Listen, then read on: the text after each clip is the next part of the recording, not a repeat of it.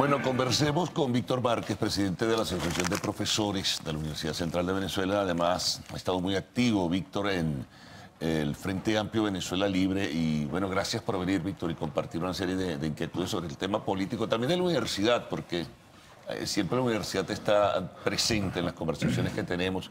Sobremanera cuando vemos, por ejemplo, recientes publicaciones donde se presenta un informe de la Secretaría del Consejo Universitario, donde, bueno, aparece la deserción estudiantil con un porcentaje y un número significativo. Pero si quieres comenzamos por lo político, luego hablamos un poquito del tema del UCB.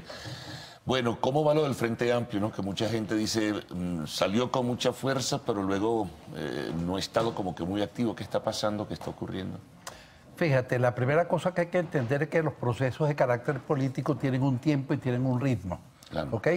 La primera cosa es que ya se constituyó la Junta de Coordinación Nacional en el día de ayer y va a ser posteriormente anunciada al país.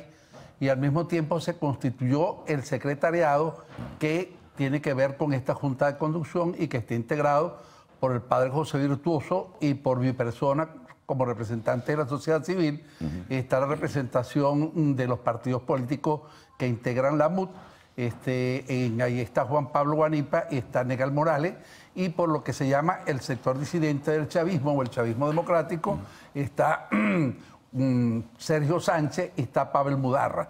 Esto nos da una idea de que el Frente, bueno, tiene una composición de carácter amplia y plural e incorpora a sectores que hemos venido históricamente enfrentando el actual proyecto político y un sector que ha entendido que estamos frente a un gobierno que desconoce la Constitución, que respeta la Constitución Nacional y que está dispuesto a contribuir dentro de un pacto y un acuerdo de carácter doctrinario y nacional a salir de la crisis que está viviendo la sociedad venezolana. Se están constituyendo los frentes amplios en todas las regiones del país. Ahora, este es un proceso que va llevando un tiempo determinado. Pero particularmente para el día de mañana se va a producir una rueda de prensa en la sede de la Asociación de Profesores de la UCB, en la cual se va a analizar las condiciones electorales. La presentación la va a hacer la organización Observatorio Electoral Venezolano, que hace un estudio comparativo entre cuáles fueron las condiciones electorales en el año 2015 y cuáles son las condiciones electorales en el año 2018, porque algunos sectores que están participando en el proceso electoral están señalando, bueno, que estas actuales elecciones tienen mejores condiciones que las anteriores. Bueno, vamos a hacer un estudio o una organización de carácter seria y que hace un estudio sobre los elementos que están presentes en los tales procesos, si realmente esa afirmación tiene validez o no tiene validez y por qué se debe o no participar en el proceso electoral. Sí, a eso vamos más adelante. No, una inquietud nada más. Sectores estudiantiles, sindicales, academias también están incorporados abiertamente dentro de esas dos instancias que se han creado. Claro, en la Junta de Conducción Nacional está incorporado el sector productivo, están incorporados los estudiantes, están incorporados el movimiento sindical, las organizaciones políticas, los sectores del chavismo disidente, es decir, está incorporada la iglesia, que es un elemento bien importante, Carlos. Además, en la historia política del país, organizaciones de carácter religioso han tenido que asumir un rol protagónico, porque es que lo que se pretende es imponer un modelo político que está absolutamente en contrario a lo que establece la Constitución Nacional. La Constitución Nacional no establece el establecimiento del socialismo como modelo de organización política y social, y lo que pretende el presidente Maduro es convertir a Venezuela en un Estado socialista y en una organización de carácter comunal. Ahora vamos, por ejemplo, a la evaluación que ustedes deben estar haciendo sobre el ánimo colectivo, es decir, el nivel de motivación para involucrarse en ese episodio electoral pautado por la constituyente gubernamental. Hay motivación, hay gente, porque hay como tres países, ¿no?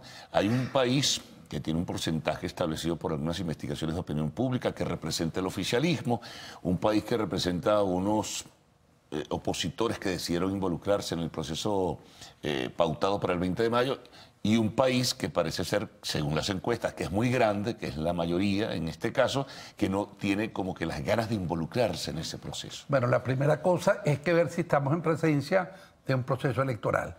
Y yo voy a poner el ejemplo de dicen Cuba. que no son elecciones. El profesor Ángel Oropesa la semana pasada nos hablaba de eso. O sea, no hay condiciones como para decir que estos son elecciones. Fíjate, elecciones pueden haber.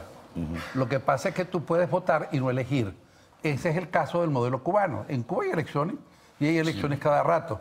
Ahora tiene el pueblo cubano la posibilidad de elegir al presidente y a los gobernantes realmente. En otros países como Corea hay elecciones. Tienen la posibilidad realmente de elegir a los gobernantes. Ellos eligen a los que les pone el Partido Comunista. Ah, bueno, pero en este caso todo está programado para elegir a Nicolás Maduro como presidente de la República. ¿Por qué digo esto? Porque cuando uno compara cuáles son las condiciones electorales, los 4 árbitros de los 5 son partidarios del gobierno nacional. Si en el año 2015 habían 64 organizaciones políticas que podían participar en el proceso electoral, en este momento hay 17. De esas 17, la mayoría son progubernamentales. Pero ¿qué ocurrió además? En el acuerdo este famoso que firmaron estas organizaciones con el gobierno nacional y con el PCV, se establece, por ejemplo, que se tienen que dar garantías electorales, que se tiene que fomentar la participación electoral. Ajá, ¿y usted sabe cómo lo están fomentando? Eliminaron y legalizaron a Primero Justicia, a Voluntad Popular, a la Causa R, a Acción Democrática e invalidaron la tarjeta de la MUD. Es decir, esta es una forma de respetar las garantías electorales cuando la propia Constitución establece que tiene que haber garantía para que los ciudadanos participen en los procesos electorales. ¿Pueden los ciudadanos venezolanos que están en el exterior inscribirse en el registro electoral? Está abierta la inscripción del registro electoral tal como está establecido. Viene la Organización de las Naciones Unidas a revisar el proceso electoral venezolano. No viene. Eso fue lo primero que dijo Falcón, que si no se cumplía no continuaba en el proceso. Pero ahora, parece que ¿por qué no viene? ¿Por qué no viene? Y si preguntémonos por qué no viene la ONU, porque es que ni la ONU, ni la OEA, ni la Unión Europea van a venir, porque esas son instituciones que requieren de 6 meses de preparación para hacer una evaluación seria del proceso electoral. Y lo que normalmente hace el Consejo Nacional Electoral es traer un conjunto de observadores favorables al gobierno para que tengan una visita por los centros electorales el día de la votación. Bueno, hacemos una pausa, Víctor, y continuamos enseguida la conversación. Vamos a seguir dentro de este tema que está bien interesante. Bueno, enseguida con el profesor Víctor Márquez.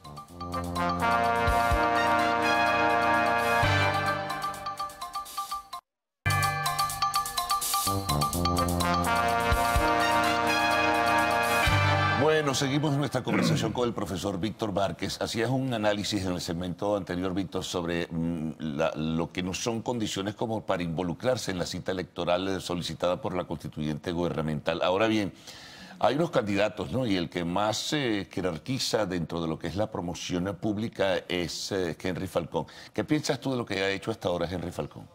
Fíjate, la primera cosa que hay que señalar es que la mayoría de la oposición venezolana no va a participar en el proceso electoral. Y no va a participar en el proceso electoral porque no es un proceso electoral, es un simulacro electoral, es un fraude electoral.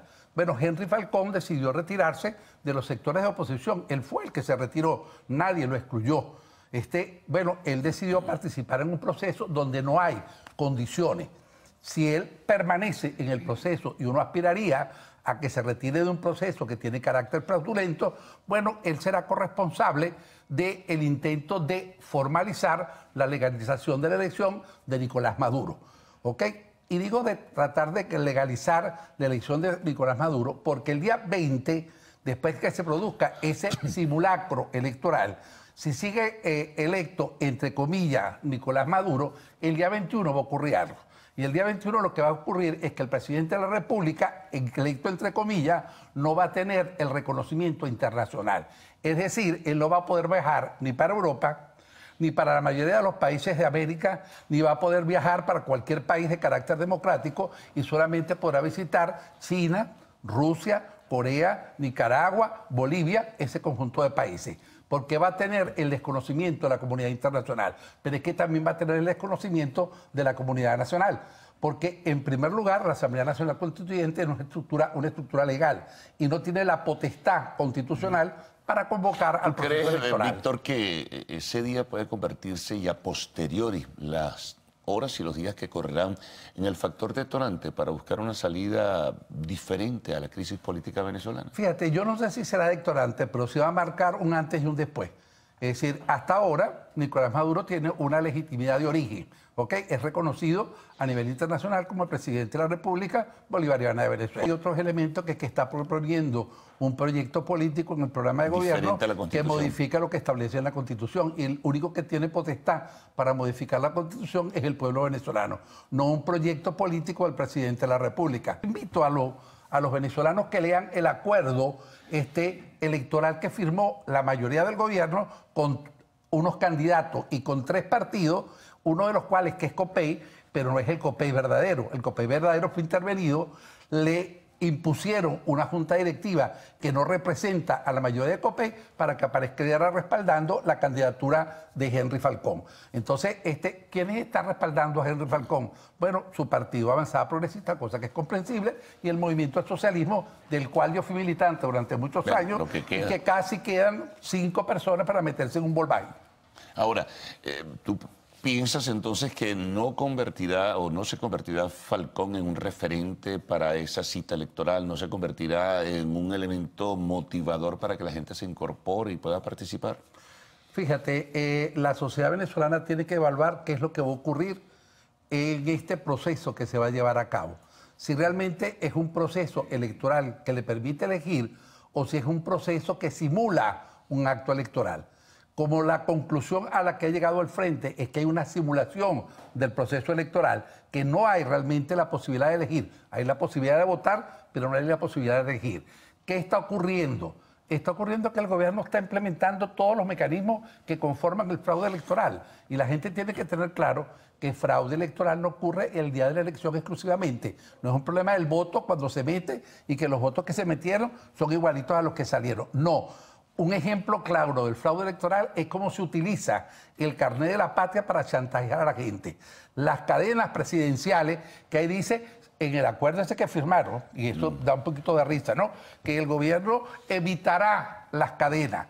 Bueno, lo que debe decir es el gobierno no hará cadenas. Entonces da pena que el sector que dice ser opositor haya firmado un acuerdo que dice que evitará la cadena, que serán, digamos, equitativos en el uso de los medios de comunicación. Bueno, esto también vuelve a dar a risa. Es decir, realmente da pena cuando uno se lee ese acuerdo. Y yo llamo a los venezolanos que se metan en Google y busquen el acuerdo que se firmó para que vean a través de su propia lectura, bueno, lo que es un acuerdo que realmente es vergonzoso. Ahora, para el Frente Amplio también existe una responsabilidad y un compromiso, ¿no? Antes del 20 de mayo y después de ese 20 de mayo, ¿no? ¿Cuál será la postura a asumir en este sentido? Hay algunas actividades que se van a realizar. Se está planificando la actividad del 1 de mayo. Podemos anunciar que está bastante avanzada esta actividad y, por supuesto, está esto siendo organizado y desarrollado por el movimiento sindical y gremial que se agrupa en la Unidad de Acción Sindical y Gremial. Bueno, Víctor, muchas gracias. Habrá tiempo para seguir conversando en un futuro sobre todas estas cosas. Son temas, evidentemente, que ocupan un espacio y un interés a nivel de la opinión pública venezolana. Nos vamos a una pausa, amigos. Al retorno, como siempre, el segmento del entretenimiento, arte y espectáculos en Lo Actual.